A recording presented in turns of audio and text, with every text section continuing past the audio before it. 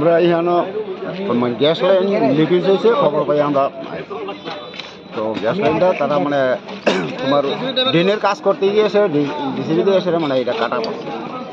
এমনি কি আগুন টাগুন লাগছে? না, এমনি কোনো ক্ষয়ক্ষতি নাই। মানে সিএনজি তারা এসে তোমার মানে লাইনটা কাটা পড়ছে, লাইনটা বন্ধ করে দিয়েছে। গ্যাসের লাইন কি এখন বন্ধ হয়েছে? এখন গ্যাসের লাইন বন্ধ। এরকম প্রতিনিয়ত এরকম হচ্ছে, এটা কি মানে কোনো একটা কারণ বা কারোর কি কোনো ইঞ্জিনিয়ার এটা দেখছে না এই বিষয়টা নিয়ে কি বলবো? এটা তো মানে এই অবস্থা না, এটা ড্রেনের কাজ করতে গিয়ে সেটা হইতে পারে। ডিসিবি তো মানে পুরাটা মানে কোন সাইড আছে তারাও মানে সঠিকভাবে করতে পারবে। এই সময় মানে এটা পাইপটা কতটুকু নিচে আছে তারা না জানলে তো এটা তো আমরাও সঠিক করতে পারবো না। আমরা কোনখান থেকে আছি? আমরা আগরতলা হেঁটে বাড়ি। আচ্ছা, মানে কি হয়েছে ঘটনাটা?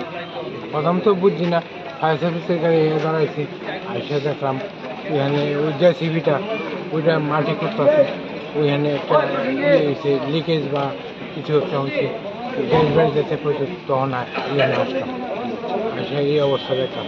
তা আমিও ফায়ার সার্ভিসে চাকরি করতাম, এখন রিটায়ারমেন্টে।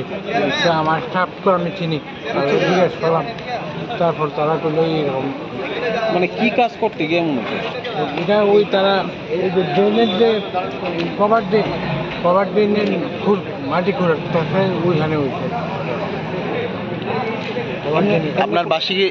আপনার বাসা কি এখানেই? হ্যাঁ, পেট্রোল। এমনি কোনো আগুন টাগুন লাগছে না? না,